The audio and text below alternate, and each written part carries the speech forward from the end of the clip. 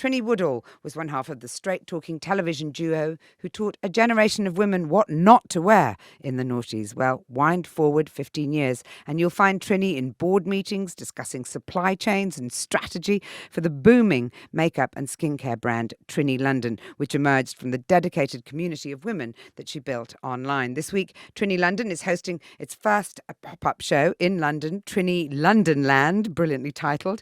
And I'm delighted to say that Trinny joins me now. Trinny, I have to ask you first of all, because you've just heard me talking about, the sort of lockdown, slight bending of the rules that we all did to some extent, or most of us. Yeah. Did you do anything naughty? I know that butter wouldn't melt in your mouth. Oh, it's just like going to overdrive. I tell you what, I'd get in the car, put on very loud music and drive. Yeah, Yeah, just to feel definitely. like you were going somewhere and doing something. Yeah, that feeling of just wanting to change the pace of the day. And I found driving around London fantastic because I could get from here to Chelsea Wharf in about, here to Canary Wharf in about 15 minutes. And I just discovered all these parts of London that I didn't go to and did every single street, actually. And was it a difficult period for you, or was it a bit of a blessing? Because obviously what you've built is an incredible digital brand, and I imagine that takes an awful lot of time just sort of sat yourself, or indeed, doing Instagram and all of the things that attracts people to it. But I just wondered how creative and helpful the period of sort of stasis was for you. It was interesting because over 18 months, we went from 65 people in the team to 200. So we, got a much bigger team during lockdown, and navigating that and navigating the onboarding of a team was really interesting. And we did tons of stuff with teams online. And in those early days, we were kind of happy to be on a Zoom because it was just a way to communicate with people. So, we did lots of things.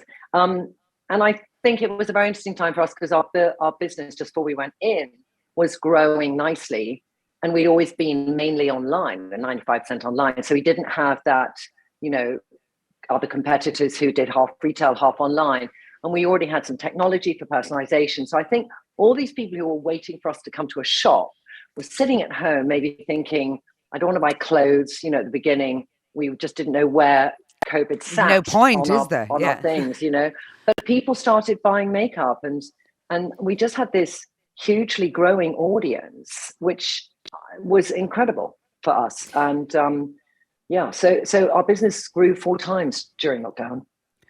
Well, part of that has got to be because normally we're hearing sort of horror stories of social media and all of the things that the negative aspects of it, but you've taken to it like a duck to water. How much how natural was that for you, and was it done from the offset because you knew what you wanted to build, or was it just something you were kind of trying out and then understood that actually you really enjoyed the medium? I think when I first got in touch with the medium was a few years before COVID, and I had gone to see Facebook. And it was that time I'd call the sort of great wilderness. It was when everyone had stopped employing me for television because I was no longer Flavour of the Month with Susanna.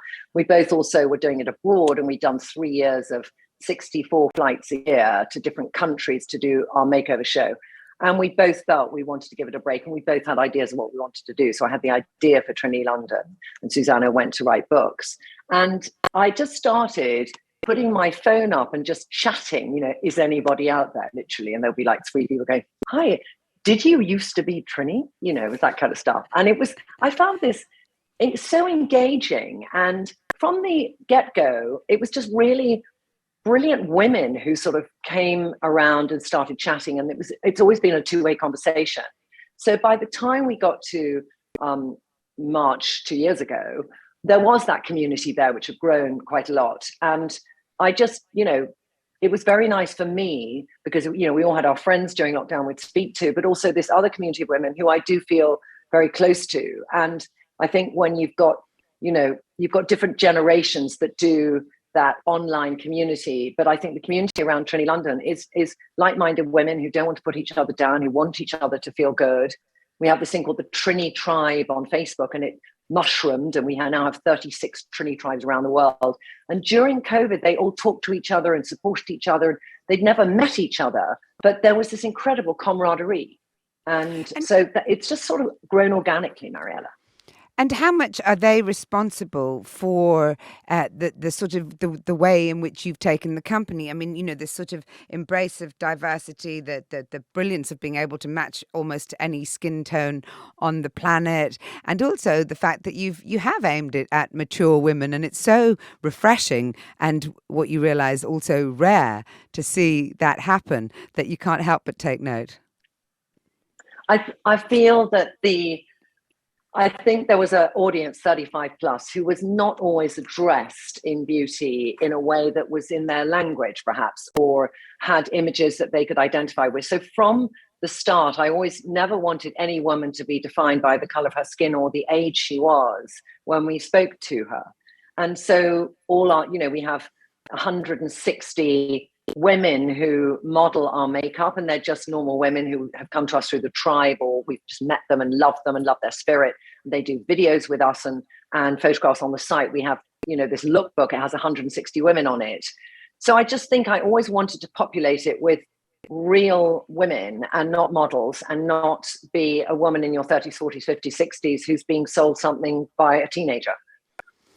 I mean, it's interesting. And absolutely, you've embraced all of that. I wondered how you yourself feel about aging, because I think you've got increasingly glamorous as you've got older. So, is there a sort of rage against the storm attitude? Is it something you loathe? How does it make you feel? I mean, I'm very much on the fence at the moment. I think, with Mariella, all of the it's options. fitting in your own. Yeah, I think a lot of it is us fitting in our skin. And I think for years, I didn't fit in my skin. I didn't feel comfortable. So when you don't fit in your skin, you try a ton of things that maybe don't suit you because you don't own them, because you don't feel good. And my 20s was probably my most painful time in my life. My 30s was sort of growing a career. My 40s was learning how to be a mum. And my 50s was embracing being an entrepreneur. But I think that now I have a sort of uniform of what I know I suit. I like the idea of agelessness, as a form, because I want to. The most important thing for me when I look in a mirror is that I want to feel that my face feels full of energy. So my life and that day can feel full of energy. And I think I do everything to think, how can I feel full of energy and not tired and exhausted by what's going on around me? And everything contributes to that. I've had Botox for 20 years. I have a skincare regime, which we've now done into Trinny London Skincare. I put makeup on that is easy to put on. I don't want women to feel it's difficult to become who they want to be. I want them to feel it's really easy, because so often we can put all these, we can live our life through the sort of fear of not being able to get there. And I want people to think it's actually enchanting and enjoyable and not difficult. It's interesting. I'd love to explore just the sort of tension, because one of the things that you've done that I think is really brilliant is you haven't called it age defying or anything like that. I think what is your tagline? I hate those words. But at the same time, I like anti-aging. I mean, hell, we're going down a path. We're going down the path of life, and sometimes you say that to a 20 or 30-year-old and it feels old. To me, it feels good. I'm going down the path of life. And I want to feel ageless. I don't want somebody to think only if you feel you look younger will you feel more acceptable to yourself. I think that's a really downing kind of message.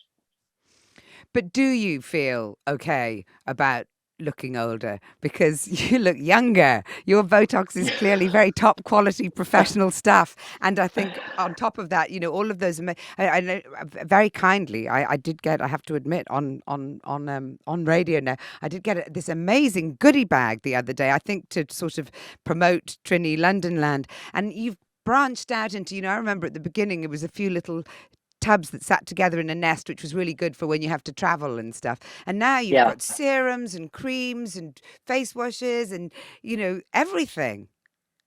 I mean, I think I've got, skincare, which we launched in February, has always been my passion, Mariella, because I think you can do as much Botox and treatments as you like. But if you don't have a really great daily skincare routine, the life in your skin is not there. And I think there's so much bombardment. When you and I first started doing skincare, and I had very bad skin. And if you have very bad skin as a teenager, you are on a mission to research the best things. And I was in New York with my godmother, age 15, with chronic acne. My mother had literally given me a cream from Boots, like Pond's, to help me because she'd always had good Scottish skin. And I went to Lord and Taylor on Fifth Avenue, and it was like this beauty hall was like a sort of cathedral, and at the end was Clinique 3-step. I mean, this was like a computer to me, the concept that there was a routine. You know, I'd never been taught that. My mum had never had a skincare routine. So it was all slightly self-taught. But I think then we had the era of cosmeceutical brands and tons of ingredients. And then we had all things being named, not by the category they're in, but by the ingredient that's in them, which is even more confusing. So I do a skincare live on a Wednesday. We have 250,000 women who are all chatting about skincare. And a lot of them might say, do I do an SPF before vitamin C, after vitamin C? Why do I have to clean my skin twice? And I wanted to go back to basics and give really good understanding. So each month I've launched a category. So like I spent all of February just talking about why we need to clean iron and clean it twice. And then March was, why do we need to use acids and are they scary? You know, and then April was, what is a retinoid and how does it work? So I just feel we can otherwise be barraged with so much information that we lose a sense of what is a routine. You are a remarkable advert for your own product, for your own business. But you mentioned there about having acne as a child. And I know from having two teenagers, well, one of them's a boy who doesn't seem to care at all. He could be covered in spots and he doesn't seem to think it's of any issue. And my daughter, on the other hand, you know, one small pimple is the end of the world because you're at such a vulnerable, sensitive time, aren't you, in terms of how you feel about yourself, your confidence and everything. I wondered how it had affected you, having acne as a teenager during that time when you're supposed to be sort of blossoming in the world and instead you're probably feeling like hiding away. Did it shape you in any way? I was surrounded by all of my good close friends had amazing skin. And I remember that I'd go on a date with a boy and I would decide which restaurant I'd go to depending on the downlighting, because I was so aware of how bad my skin was. And that people, when they talked to me, I could tell when they were talking to my spots or talking to me. So that was I think there's lots of reasons you can feel insecure in your teens, Mariella, but that definitely contributed to it because I felt so self-conscious of that. And I had very long hair, which I would just cover my face with because I just didn't want to, show how bad my skin was. So it did make me go on this journey of really, what should I use and how should I use it at a very early age. Talked a bit about your range and everything, but I really want to talk to you about, you mentioned earlier, having this period after what not to wear when, your career slipped a bit. And in fact, you've talked openly about, not having enough money to pay your mortgage. And it fills me with such enormous respect for you because I think that you're just one of those people who, you're a battler. And I wondered how, where you find that strength from, what provokes it and how you managed it that time around. I wonder if I get it a bit from my dad, who did have those peaks and troughs in his life. And I remember he always looked on the sunny side of life. So maybe subconsciously I got it from him. I'm the youngest of 6 kids. And I always felt I never got his attention, so I always tried to do what I thought he wanted me to be. And I started off in the city doing commodity trading, which I absolutely hated. But I think he had that. And I saw the bad side of that and the good side of that. But that time in 2010 to 13, lots happened in my life. I turned 50, my daughter lost her dad. I was living in a house that was way too expensive. All those contracts I'd had in telly and in books had stopped, and I still had the expenses that I'd had before. So, the first thing is you kind of take every expense down, and then you realize I can't afford to live in my house anymore. So what can I do? And then I was raising money for Trinny London, and it was at the very beginning stage. And I thought I need to, I'd raised a tiny bit through an SEIS scheme. And then that ran out because we'd used it on research and getting the tooling made for the stack. And so I thought, well, what have I got? I've got clothes, so I'll sell clothes. So I went on to Emily's List, which is this just kind of email database. And I just said, look, come to my house. And I just said all these strangers in my house. And I raised enough money to keep things going until I did my proper, sort of seed, proper finance raise.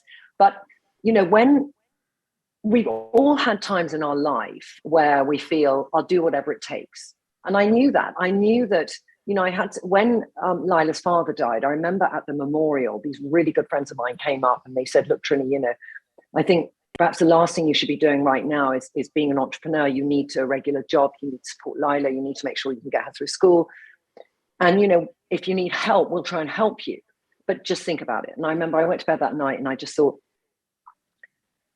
I can't not try this. I know, all my life I've wanted to be this entrepreneur, Mariella. And so I called them up the next day and I said, I can't not do it. And so I rented out my house. I got a smaller place. It became the office and the house and everything together. And then, to reduce the debt when you start a business is a much better way to start a business, because when you're full of debt and you've got to, pay a big mortgage and everything else, it's overwhelming. And I needed to focus all my attention on getting Lila through that stage in her life and building up the business.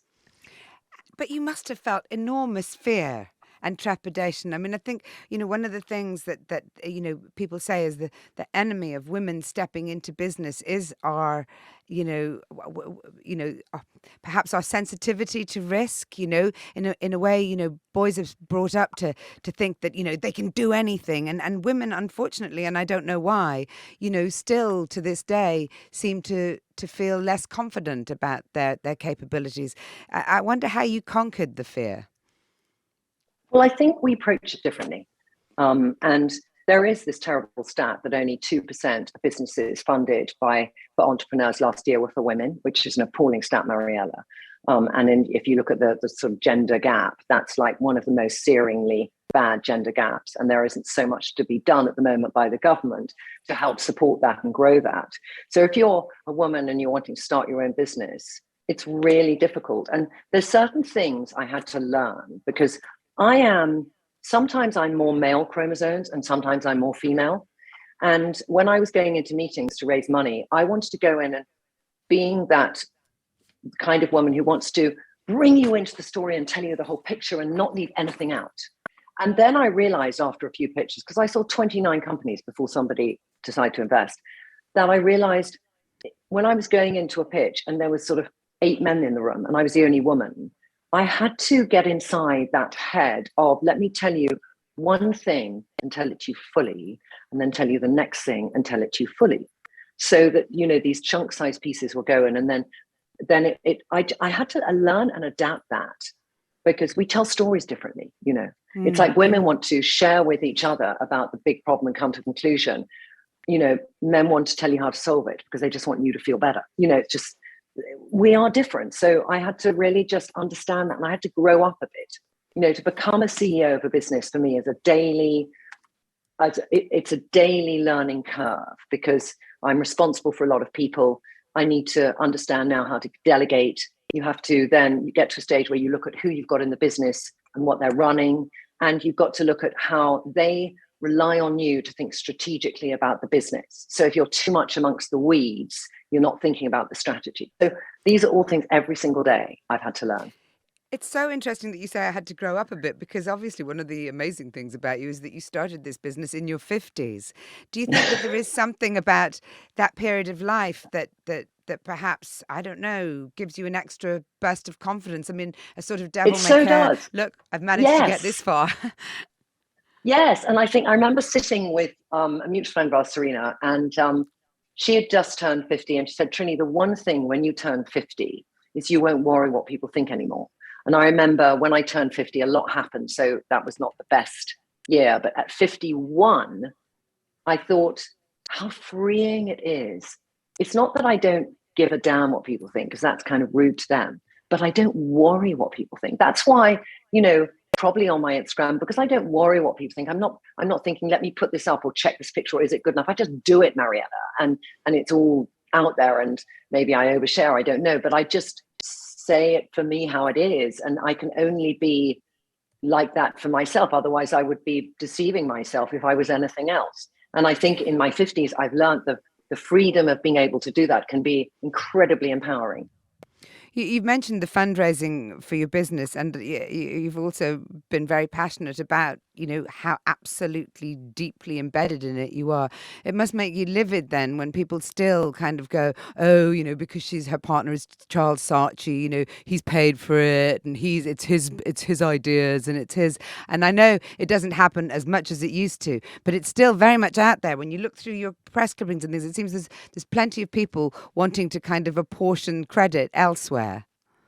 I know. I think that the apportion of credit I would give to Charles is, as a partner, he's been unbelievably supportive to me as a person. And that's the most important thing in a partner. Financially, we are entirely separate. And for me, the biggest thing for me to do is to build a business by myself. The most important thing for me and for any person is if you're in a good supportive relationship, which is emotionally supportive. The two are entirely different. Tell me about, because as we said at the beginning, this started as a digital brand, or your focus was very much so, and actually that was a brilliant thing during the last couple of years of pandemic, and the business grew 4 times. But now you're going, is it backwards? Is it sideways? Is it No, in terms of Trinny London Land? What is it? Because Trinny that's London not Land, virtual anymore. No, this is an experience because there's so many. We have about 250,000 customers, and lots of them have just online with us. We have 4 stores around the world, but it's not big. We're like 95% online. But I wanted to give this real experience, so we've created. It's so nerve-wracking, Mariella, because I'm really invested in this. But I want an experience of people who experience this thing of what skincare does for them in a way which is like an art installation. So there's that going on, and it's like I can't say more than that, but we're at the Vinyl Factory in Marshall Street in Soho, Tuesday, Wednesday, Thursday. Please come. You can get tickets online at trinnylondon.com. But it's also, you can meet me. I'm there all the time. I've got these Trinny talks. I've got masterclasses. I've got people who, I've loved during lockdown that I've had on as guests. And I just thought I want them to come to and give chats. So it's just a whole immersive experience. And then we'll be online again.